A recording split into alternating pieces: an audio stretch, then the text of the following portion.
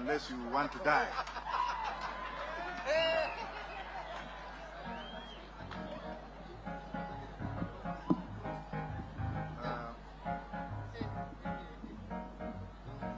The man of God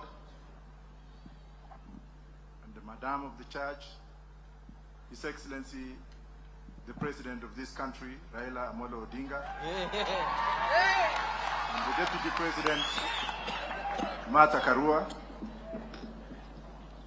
and maybe the Chief Prime Minister, whom I'm not going to mention. Today, I will speak in English because I look sensible. Most of the time, people always look at me as a mad person. Somebody who has no brains. Kicha. But I would like the pastor to pray for me so that I look like this whenever I come here.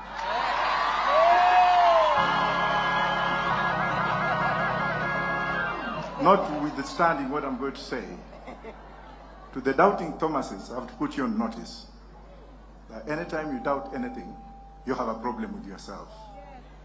Anytime you doubt something, you have an ego to maintain. And whoever has seen Raila has a formula in him which is God-given.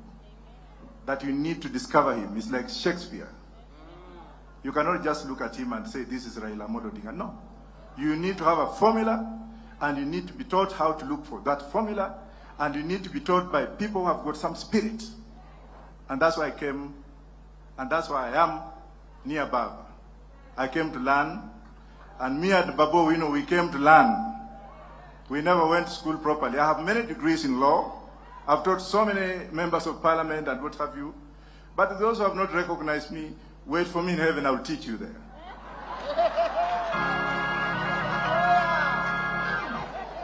This is what I have to tell juveniles. We have 3 juveniles in this country. Juveniles that cannot sit on an international table and talk about Kenya. Juveniles who have been given power and authority by themselves, not by the people of this country. And all they keep on saying is singing Raila, Raila, Raila. I don't want to say an F word because the media is here. Because you know that I can also use my tongue and use it whippingly, the same way my mom taught me. Kashagwa, let me refer you to Honorable Savula, the Deputy Governor of Kakamega, and a member of DAP. If you can't listen to what Savula told you yesterday, then you have no ears.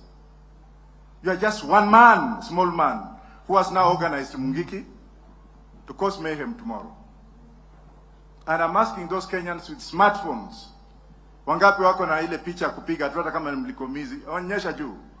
Kesho mko na kazi ngapi? 2. Ya kwanza ni kumulika yule askari ambaye amebeba grenade, piga yeye picha. Wangapi atapiga yeye picha kesho? Ya 3, tunaambiwa kwamba ataleta watu wakiwa na uniform kuingilia vijana yetu. Hiyo baba ataongea because sina authority ya kuongea hapo, lakini ile ambaye ningetaka kusema ni hivi. To those who have been told, to those 500 motorcycles that have been already brought in by a person and members of one tribe, ethnicity, because they don't want to speak in other languages that you can't understand them. Their work tomorrow is kwenda mahali tumefanya maandamano, wanaingia pale, wanaua watu, wana cause mayhem. And Mr. Chungwa, listen to me, you are not a man enough. If you are a man enough, come and talk to me. Mr. Ndindi Nyoro, let me put you on notice that I don't fear you. Naika kibaraka kingine kanaitwa Malala, abusing Baba all the time. Baba, do I have permission to continue? Every time huyu Raila wacha vitisho ya mavi ya kuku.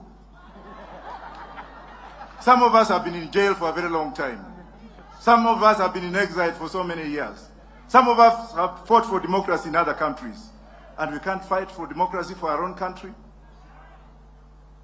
Baba, you brought us up, and you brought us up to be courageous, fearless, and we have to follow what we have to. Kuna askari moja nimeuliza Mr. Kome. I've been a policeman myself, so what? I've asked Kome to issue a statement within 12 hours. He never issued. And that policeman by the name of John Mwiti from Olkalao police station, that John Mwiti who wanted to assassinate Baba, semeni John Mwiti akufe, semeni hivyo. Yule ambaye alitupa grenade kwa Baba is a policeman who is serving. He was in the administration of police. He's now in uniform, and no action has been taken against that man. Can I continue? And those ones who are wale ambao wanatutisha, wengine walikuwa wanavaa diapers, wengine walikuwa wanauma na mende huko chini. They never knew what Baba went through. When Baba was in cold cells, when he was being tortured, when his family was vandalized and vanished. Tungine tulikuwa tunanyonya matiti ya nyanya yao. Alafu saa hizi ndio wanakuja wanasema we shall shape the democracy of this country. How do you expect those kind of bastards to shape our democracy? Where will your children go? Watoto wenu wataenda wapi kukiwa na watu kama hawa and they are the leaders of this country? Are you with me or not? Members of the press, I run a news media in Rochester, New York, and I've run it for a very long time. I know what you journalists go through. You are paid peanuts because there are some stupid politicians who will always give you 100 or 1,000. Funga virago enda. You must be paid properly under Baba's government.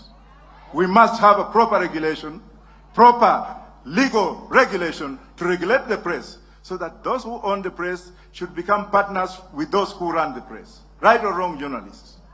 And finally, if I go back to the police officers, as a police constable, from police constable, I became a police inspector before I joined the intelligence, national intelligence.